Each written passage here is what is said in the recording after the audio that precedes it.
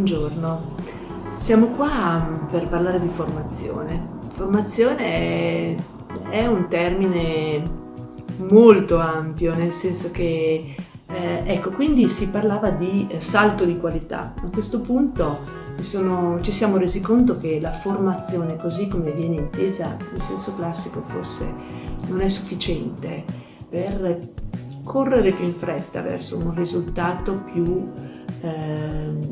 positivo rispetto a quello che si è avuto fino a quel momento. E quindi ci siamo resi conto che dovevamo lavorare sulla formazione, quella formazione un po' meno tangibile rispetto agli aspetti tecnici, fiscali, alle tecniche di vendita, quella formazione che rende le persone più motivate, quella formazione che rende le persone capaci di lavorare in gruppo, quindi di supportarsi uno con l'altro, quella formazione che oltre a dare delle competenze potesse fornire delle capacità, quindi non solo il sapere, ma un passaggio verso il saper essere gruppo, essere propositivo, essere parte di una squadra. A questo punto abbiamo avuto la fortuna di incontrare un professionista valido che ci ha supportato in questa delicata operazione e anche,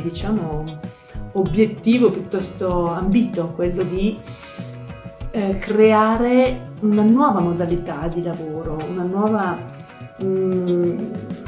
capacità delle persone di autogestirsi,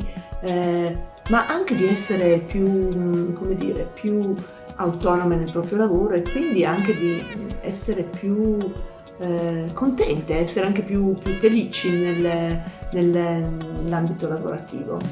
Io sono convinta che una persona, se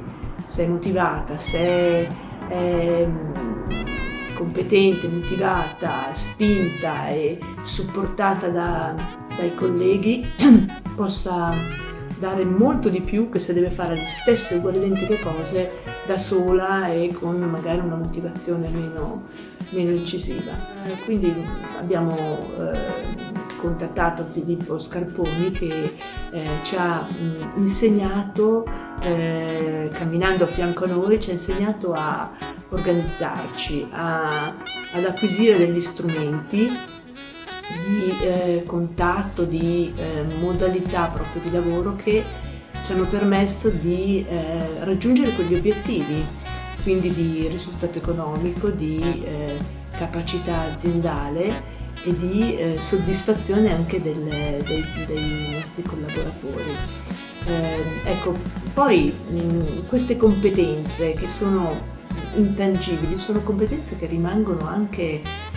più che competenze, capacità che rimangono anche nella vita post lavorativa. Io adesso sono una persona che non lavora più e viaggia molto ed ha mantenuto, grazie proprio al metodo, alla capacità e alla spinta che Filippo Scarponi è riuscito a darci, riesco ad organizzarmi i viaggi in modo autonomo, riesco a viaggiare